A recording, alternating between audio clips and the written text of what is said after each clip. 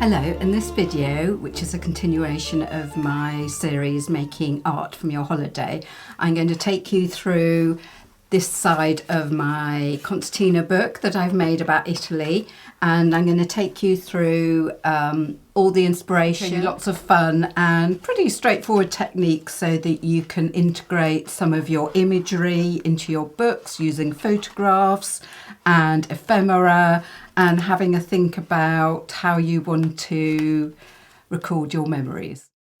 This first page is inspired by Hadrian's Villa, which is in Tivoli, which is probably more famous for its gardens, but there are actually loads of villas there as well. And it was on an absolutely massive scale. I've done a tiny little travelogue at the end if you're more interested. But yeah, just loads of Roman architecture and statues and really amazing atmosphere. And as well as photographs, I had some leaflets that I picked up on the day. So I did a jelly print transfer using a very thin layer of, I think it was Payne's Grey or Prussian Blue mixed together. And it came out pretty well. I'm just sort of taking off some of the blotches. If you want a more detailed video about how to do these jelly print transfers, I'll link a video. But then I had the idea that I wanted to layer these some imagery on top, and as you can see, this didn't work out very well, so I ended up kind of ruining the whole thing. But I have realised that sometimes you can take more than one print from even a piece of glossy paper. So I thought I'd have another go. I mean, I just thought I'd take this off the plate. So I am going through the motions, but I won't show you the result because it was a bit of a mess. So in again with the Payne's Grey, and because these leaflets work because it's a sort of resist. So where they've got lots of ink, the sort of darker areas, that should act as a resist. And, you know, it's not bad for a second go. And again, I sort of went over it and removed some of the blotches. But I wanted to build it up with some other imagery. I particularly wanted to get the text in from where it said Villa Adriana, which is obviously Italian for Hadrian. So I'm now printing onto my page proper. I've cut all these sheets. I wanted to make an oblong book, so I'll give you the measurements below in case you want to do a similar format. But it's quite good quality paper, which means there's a bit more jeopardy in case it goes wrong. So I'm being very careful to peel it off. It's quite good to sort of peel it back on itself rather than peel it up, and then you're more likely to get a good transfer. So this was okay, you know, obviously not brilliant, but for a first layer, I was quite happy with that. And I knew that I could make it more interesting by putting some other layers on top. So I'm now using the other side of the leaflet that had this lovely graphic writing on it. And this worked out a bit better. You can see that it's quite defined on there. So what I'm doing is I'm waiting for it to dry. And then in this case, I've decided to just neaten up the edges a bit. So you can do this, if it's still a bit wet, you can just do this with rough paper, or then I go in with some masking tape that sort of takes off the rest of it. You can see I've got quite a nice edge there. And I'm using a white paint mixed with a bit of acrylic medium. So it's got just a very faint background because I didn't want to block out too much of what was underneath. So again, I've waited for it to dry several minutes, and this has transferred really well. I'm quite pleased with that. You know, it still looks quite sort of blotchy and a bit messy at this stage, but you know, considering you don't know whether any of these leaflets are going to work at all for transfer, I was pretty pleased with that. And I wanted to add some of my own imagery. I took loads of photographs there, and I've transferred them onto some t-shirt transfer paper, quite a nice sort of matte one that's quite thin. And I also sort of manipulated the photos to make them look a bit sort of faded and vintagey. I thought this would sort of blend in with my page better. And actually you can, because it's nice and thin, you can see some of the imagery through it. And my aim is always to try and bed the layers into the background as much as possible. Last thing I added was a drawing of a hoopoo because we saw one when we were there, which was really exciting. And then we did move on to Tivoli, the Villa d'Este, which is the famous garden. And it was a really soggy day, as you can see. But when we were looking around the town afterwards, I came across this book fair with a picture of a plan of the gardens, and they let me take a photo, and I've made that into a thermofax print, and you can see me here just revealing it. I will go into more detail with thermofaxes if you like. I will link where I talk about it a bit. Thing is, you can't always get the equipment to do it these days, so I don't want to get your hopes up. But people who have machines, some of them will do them for you, so you can send off your own designs and they will send you a screen. So I'll put some details below. But it's like a silk screen, but it's you can get these real details on it. So it's fantastic for things like a plan where you've got lots of writing and lots of tiny lines.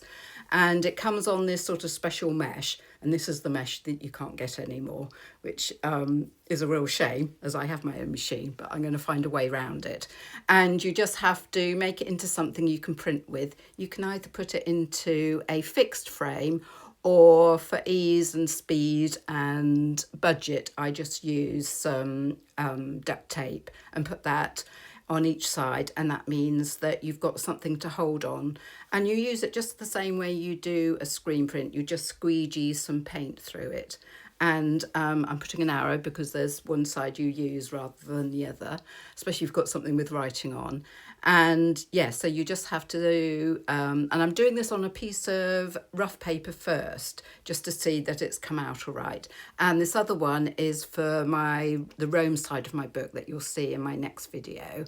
So I think I actually forgot to film it. I did it in a brown colour on the page for the book, and you'll see that in a minute. But again, I wanted to add some writing to it as well. Now, I had an awful lot of problems with this, although it seemed to come out on the plate and you could sort of make out, it just didn't print very well. So I thought I'd have another go, and I'm using slightly thinner paint this time. And again, it was a bit hit and miss, but you could actually make out the writing. So I did think I would transfer that to my page.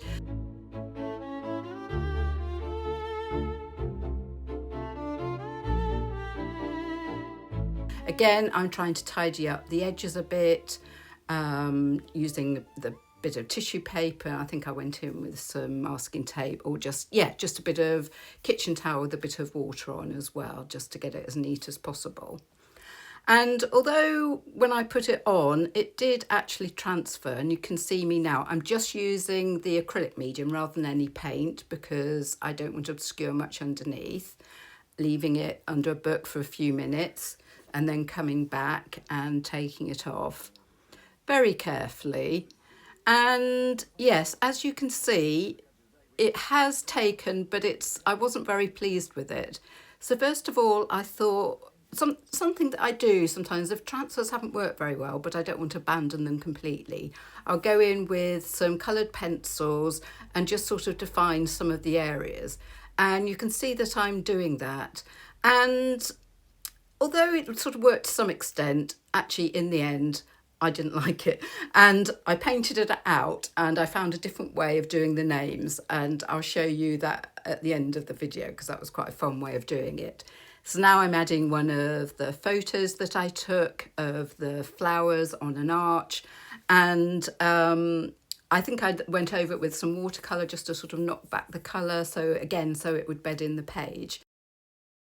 And this is a beautiful abbey that was near where we were staying in Lazio. And I particularly liked all the arches, because we saw it on this abbey, but you see it all over in classical architecture, don't you? So from one of my photographs, I tried to do a transfer with a copy from my laser printer. Now, I have been able to do successful transfers with my laser printer before, but it just wasn't really playing ball. I even changed the toner on it, thinking that must be the problem, but it wasn't really very good after that. But I did get round that, and again with the Rome side of my book, which will be in the next video, I found a really good way of doing that.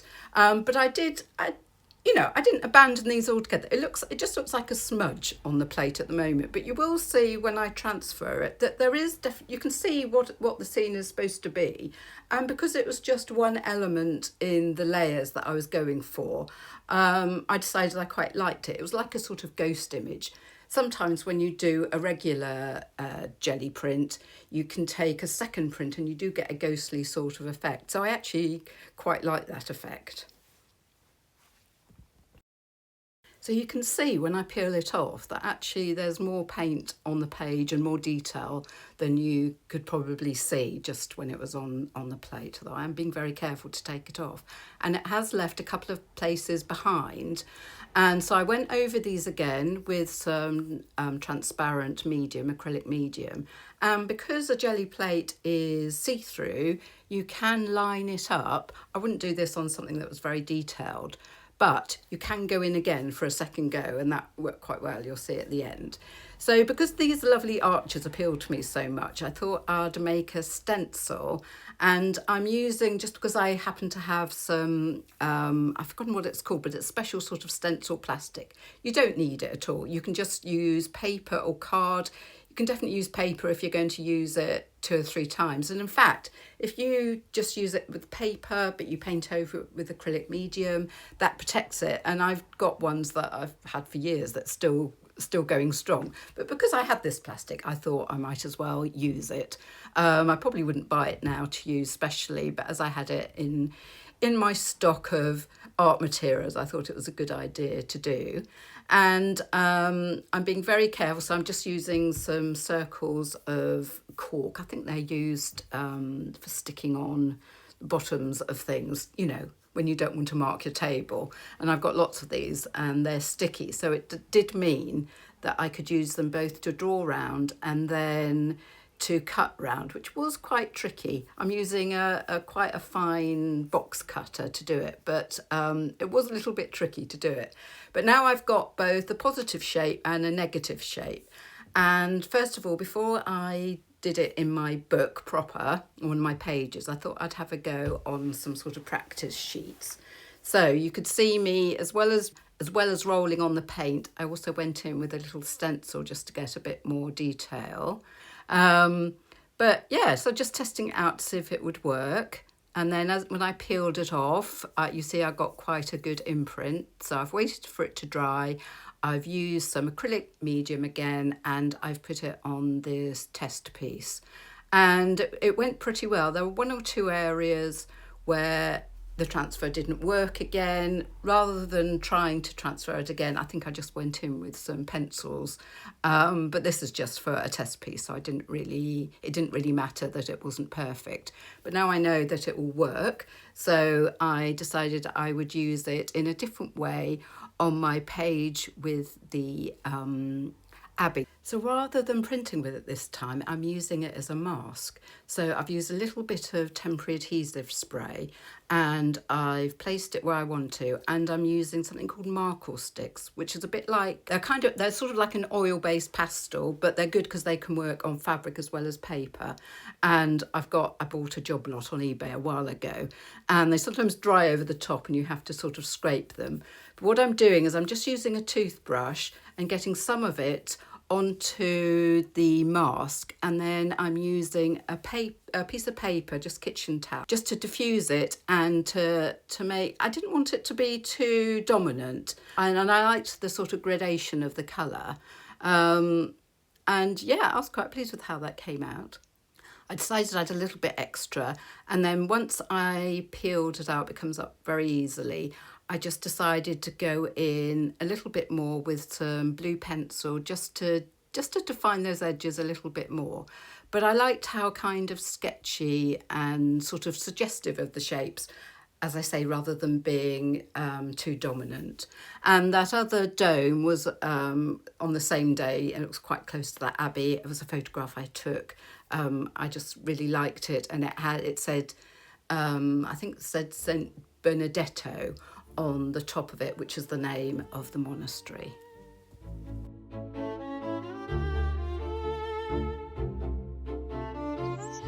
Our villa was in this beautiful location up in the mountains, about 40 kilometres east of Rome, and there was this beautiful olive tree at the end of the garden, and I think on my first day I thought I'd love to sketch that, so I got out my travel sketchbook and I did a little bit of sketching.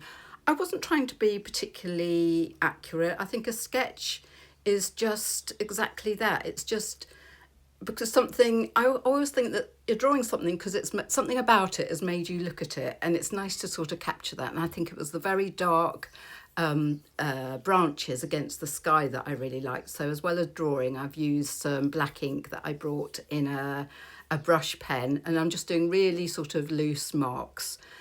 And it evoked the tree quite well, I think. So I decided that I would just print that out. And what I did, I used my home printer and I just sellotaped or masking taped some tissue paper onto regular printer paper, put it through the printer, and it's come out really nicely. And this is such a good way that you can use sketches or anything that you take photographs of, because once they're on the tissue paper, they really bed into the page. The one on the right is an actual photograph, again using the t-shirt transfer. And I just like the sort of two different images, how, one's showing the actual tree and one's showing my version of it.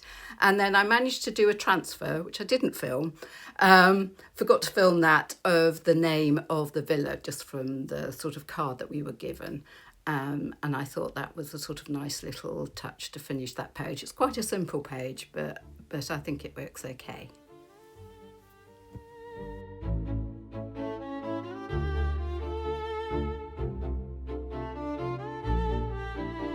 One of the days we went right up into the mountains, up this rather scary road, to this village that's really at the top of a mountain, and then we did a mad drive right over the mountain on an unmade road, but came across these absolutely beautiful meadows and orchids, as you can see. So I'm just showing you me doing a sketch on my iPad from one of the photographs. And let me know if you'd like me to go in more detail how I do that, because there are one or two tricks that make it easy to do that on an iPad. If you've tried yourself, you know that it can move, the image can move around a bit, but there are a couple of tricks. So if you're interested, let me know in the comments and I'll do a video about that. So again, I just printed it out onto tissue paper, and I've picked out some of my coloured pencils that match the colours, and I just had a nice time doing some colouring in, really, which is I always find really relaxing and kind of meditative to do. So you can see that I'm using all sorts of imagery from my holiday, and I think, and if you've never done this before, it's such a fun way of making memories, because we can look at the photos and we can talk about it, but actually having some art that you've made from your travels just makes that extra bit special. So do let me know if it's something you're thinking of doing, maybe from a trip you've already done and you've already got photographs and ideas and a few sketches and you're wondering what to do, or perhaps you haven't been on your holiday yet and you might do it in the future. I'd love to know if any of this is inspiring you. So I've already put a large piece from our whole sort of shot of the meadow on the piece of paper, and I'm going over with my acrylic medium and I'm sticking on a photograph of that village called Civera di Roma. I think it means place of the deer, and the tissue paper orchid, and I'm doing another layer of the matte medium over it just to bed it all down. And the road that we went over was called the Via de Lupa, which means Road of the Wolves, and it did get quite wild. The unmade bit went on for several kilometres, and there was absolutely no warning that it was going to be like that. Luckily, our car coped with it without too many problems.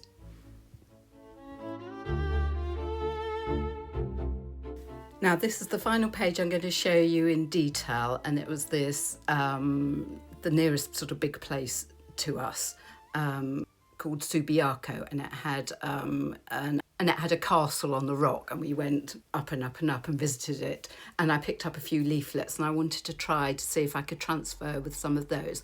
I wanted to use some text, so the text side of the piece of paper actually did work quite well, and I'm now transferring it with some acrylic medium onto my paper. And you can see what was nice about it was that it was telling us about the castle, but it had it sort of both in English and Italian. But I more did it because I wanted not so much that you could read the writing, but it's sort of another interesting mark, I think. Then I tried with one of the tickets we were given, and you'll see that this just didn't work at all. I mean, it was very doubtful because it's not glossy. Glossy paper works and glossy ink works much better. This was matte, so I had very low expectations, but I thought I'd include it because I like to show you my mistakes as well as the things that turn out, just to keep it real. So as you can see, a complete dead loss. So then I decided to do another transfer from a picture of one of the beautiful ceilings that were in the castle. Although my laser transfers aren't working that well, I thought I might get just the sort of outline. And actually this one worked quite well for some reason. Again, when you sort of see it on the plate like that, it looks very nothingy. But after transferring it with the acrylic medium, it actually showed quite a lot of detail. And as you can see, I've put that over the text. And I've made another couple of thermofaxes. That top one will be in a later page, but the scroll was part of, we saw that in lots of places, and it was on the leaflet we had as well. So I've done a print of that, and then the last thing I did, I actually bought this in Rome. It's a watercolour, but it's got honey in it, which apparently is a thing, and I hadn't come across it before, and it's this lovely sepia colour. And it's just such a nice thing if you've bought some art materials in a place and then you use them for something to do with that. It's just another way of sort of tying it all in.